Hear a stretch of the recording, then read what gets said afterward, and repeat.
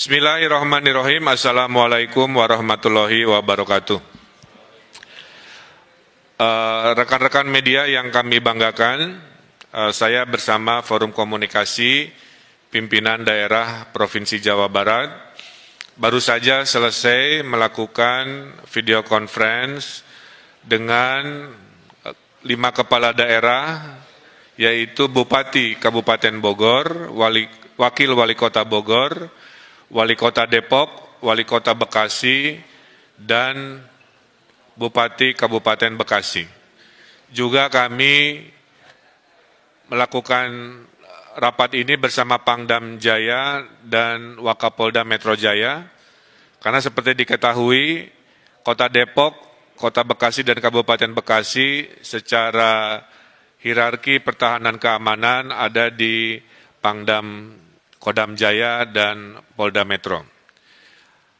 Yang pertama ingin saya sampaikan bahwa Menteri Kesehatan sudah mengirimkan surat persetujuan kemarin sore yang menyatakan bahwa 5 wilayah di Provinsi Jawa Barat itu disetujui untuk melaksanakan PSBB, ya, pembatasan sosial berskala besar.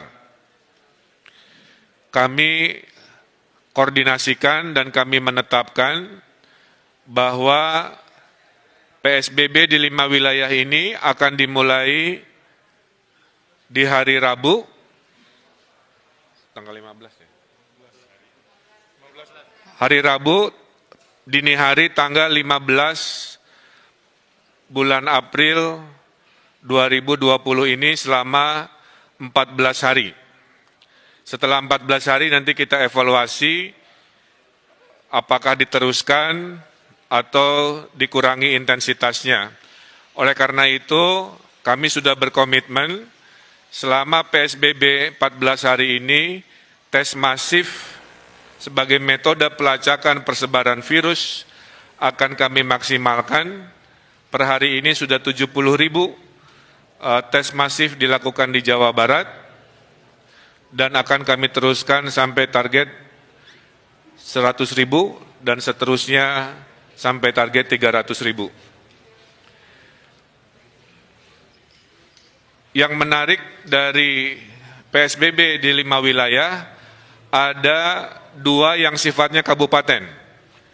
Maka kabupaten ini berbeda dengan DKI atau Kota Bogor, Kota Depok, Kota Bekasi, mereka memiliki desa, sehingga tidak bisa diperlakukan PSBB-nya persis seperti yang wilayah kota, seperti contohnya DKI Jakarta. Oleh karena itu, Kabupaten Bogor dan Kabupaten Bekasi memutuskan PSBB-nya terbagi 2. Di zona merah, kecamatan-kecamatan tertentu, PSBB-nya maksimal.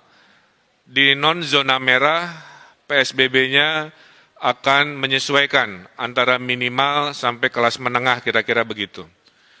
Khusus untuk Kota Depok, Kota Bekasi, dan Kota Bogor akan melaksanakan istilahnya PSBB maksimal.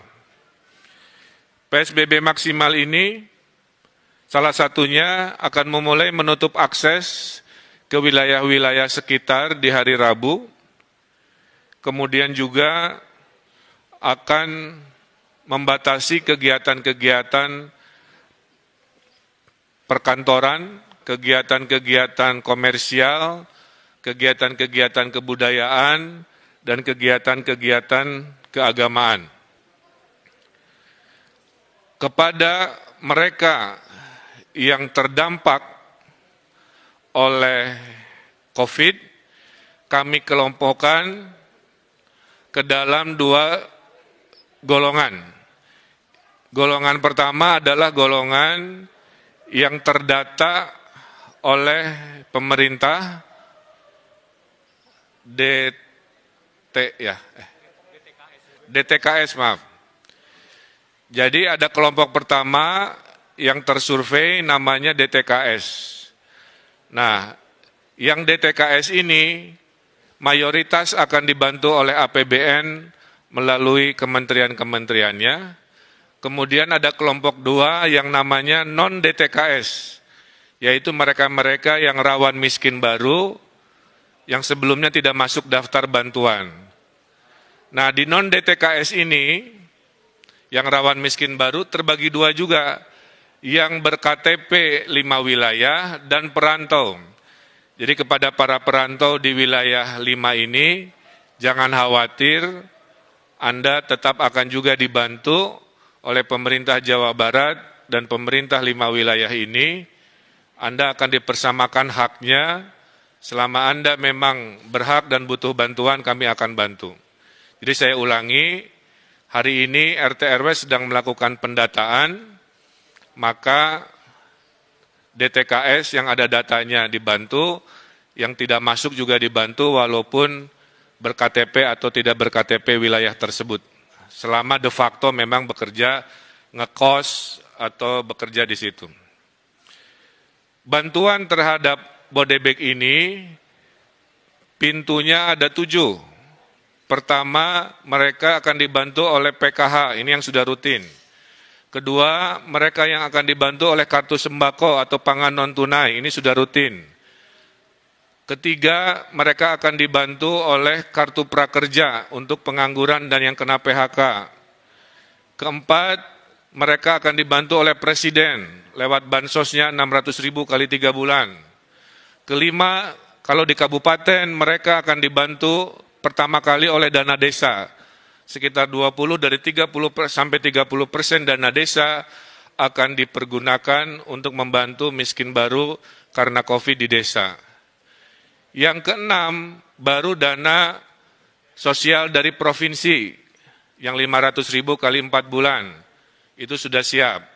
Dan yang ketujuh, kalau masih kurang, akan diberikan oleh dana sosial dari kota kabupaten di 5 wilayah.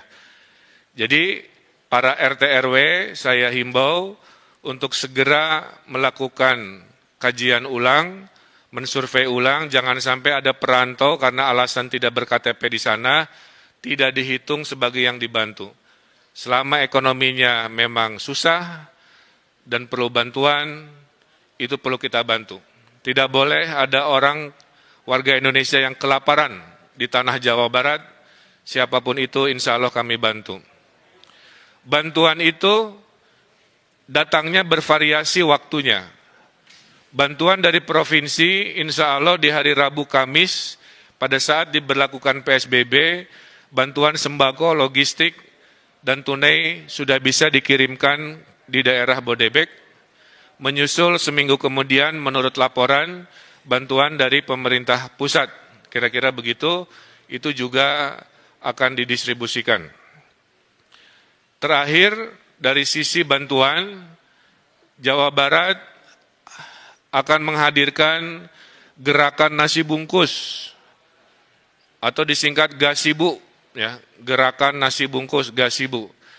Gerakan nasi bungkus ini adalah jika bantuan sosial yang jumlahnya 7 masih ada yang terlewat, ada orang-orang lapar di jalan, di RW-RW, minimal perutnya tidak kosong, akan ada dapur umum di kelurahan-kelurahan di 5 wilayah yang akan membagikan nasi bungkus kepada mereka yang kelaparan. Kami mohon, disinilah sila ketiga persatuan Indonesia kita harapkan, maka kepada mereka yang mampu menyumbang makanan atau nasinya atau apa, silahkan koordinasikan dengan RW masing-masing untuk membantu kesetiakawanan sosial kepada mereka yang mungkin tidak termasuk atau terlewat oleh bantuan formal dari pemerintah. Jadi di Jawa Barat insya Allah dijamin tidak ada mereka yang berkesusahan yang tidak dibantu oleh bantuan pemerintah baik formal maupun non formal. Oleh karena itu kami sudah perintahkan semua RW di Jawa Barat khususnya di wilayah PSBB ini untuk mendeklarasikan sebagai RW siaga. RW siaga yang melaporkan mereka yang perlu dibantu, RW siaga yang melaporkan jika ada kedatangan tamu yang perlu diwaspadai, dan RW siaga yang mendata dengan seadil-adilnya data. Nah, terkait sanksi, perbedaan PSBB dengan sebelumnya, sebenarnya hampir sama, bedanya dulu tidak ada sanksi. Dengan adanya PSBB, maka aparat hukum diberi kewenangan memberikan sanksi. Nah, sanksinya kami serahkan kepada wali kota dan bupati menyesuaikan dengan kebijakan diskresi dari wali kota bupati. Nah, termasuk yang ojol juga tadi ya, itu diserahkan kebijakannya apakah boleh narik penumpang atau tidak, hanya barang saja itu kita serahkan kepada wali kota dan bupati. Dan kepada pabrik-pabrik yang masih buka, sudah kami arahkan, tolong di SK-kan mana industri-industri yang masuk strategis dan boleh dibuka, dan mana yang harus tutup dulu. Bagi yang akan dibuka, diwajibkan memberikan rasa aman. Jadi pabrik industrinya harus melakukan tes masif juga kepada karyawannya. Setelah tes masif dilakukan, maka bupati, wali kota selama PSBB mengizinkan mereka jika membuktikan tidak ada yang positif di pabrik itu melalui tes masif tersebut, tentu dengan social distancing dan protokol kesehatan. Terakhir dari saya adalah PSBB di Jawa Barat ini akan ada 3 tahap. Tahap pertama adalah wilayah tadi, Depok, Bogor, Bekasi. PSBB kedua adalah Bandung Raya. Jadi kami sedang mempersiapkan surat, kajian data, karena ada lompatan di Bandung Raya, di Kota Bandung, Cimahi, KBB, Kabupaten Bandung, sedikit Sumedang, maka itu adalah PSBB tahap 2 yang kami rencanakan, dan yang ketiga jika dibutuhkan, kira-kira begitu. Nah, Bapak Ibu yang saya hormati, saya tutup dengan sebuah semangat bahwa penyakit COVID-19 ini ada 3 benteng pertahanan. Benteng pertama adalah benteng pencegahan, social distancing di situ, PSBB di situ. Ini mudah dilakukan tapi juga susah jika kita tidak taat dan tidak disiplin. Kalau jebol benteng pertama karena tidak disiplin, masuklah benteng kedua yaitu pelacakan. Dengan pelacakan kita tahu di mana klaster-klaster penyebaran virus. Kalau pelacakan gagal dan jebol, baru benteng terakhir yang kita punya yaitu benteng perawatan terhadap mereka yang sakit. Nah, saya berharap warga Jawa Barat jangan sampai COVID-19 ini langsung membobol benteng pertama, kedua langsung lompat ke benteng ketiga, di mana orang-orang sakit ini menjadi banyak dan kapasitas kita menjadi terbatas dan akhirnya kita mengalami kerepotan. Kalau tidak ada halangan, menurut hitungan, kalau PSBB ini lancar harusnya akhir Juni kita bisa tren turun COVID-19, tapi kalau tidak disiplin di PSBB ini, kita khawatir COVID-19 ini masih berlanjut di bulan-bulan berikut yang melelahkan. Dan saya juga menghimbau kepada TNI Polri untuk memberikan tindakan tegas kepada provokator-provokator selama PSBB ini, baik provokator dengan berita bohong di media-media sosial maupun vandalisme-vandalisme yang mengajak anarkis, itu juga sudah dilakukan tindakan-tindakan yang tegas. Mudah-mudahan dengan kekompakan, dengan kebersamaan, dengan ketaatan, insya Allah kita pasti menang melawan COVID-19 ini. Saya kira itu pengantar dari saya. Saya persilahkan jika ada 1-2